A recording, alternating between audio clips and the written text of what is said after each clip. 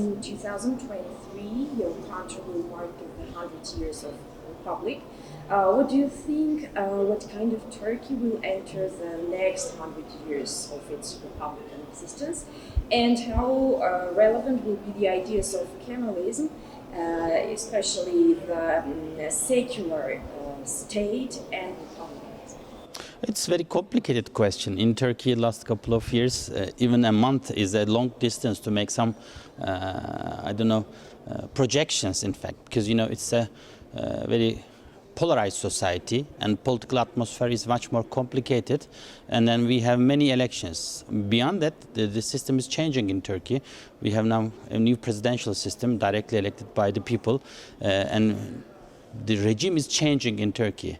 Therefore, how to project 100th anniversary of Turkish Republic is complicated, but it seems that there are some basics, which is, as you said, secularism.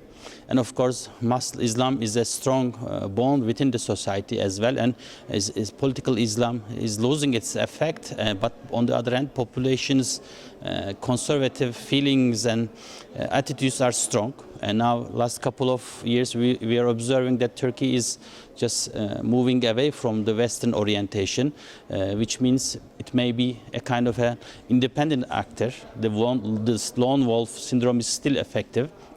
Therefore, I'm expecting more tense, most probably polarized, but on the other hand, trying to find its way among the other neighbors, and we will see such a kind of a Turkey. But political environment, we will see. Economic issues are very important. Turkey is moving a little bit away from the West, but in terms of political connections. But beyond that, most probably we will see a kind of an active, assertive Turkey in the near future.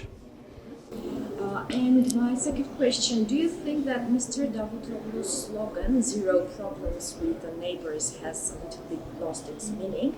And how can change the Turkish policy in the region around it in the coming years? Davutoğlu's narrative is away from Turkish foreign policy making at all.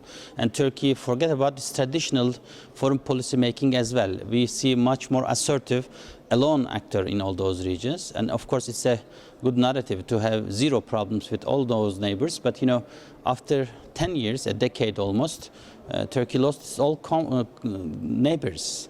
And we need to refresh all those realities and neighborhoods. And it necessitates a kind of working on those issues between our neighbors.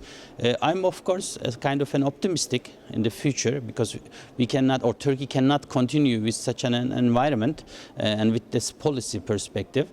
Most probably Turkey's trade and economic relations will help to re-establish much better and friendly relations with all those neighbors. But of course, not only the East and Armenia, we have many issues in the South, in Syria, in Iraq, in Iran, as well as our Western neighbors. Therefore, we need to see some changes in the global environment as well. But Turkey needs to comply the change and push the changes by itself.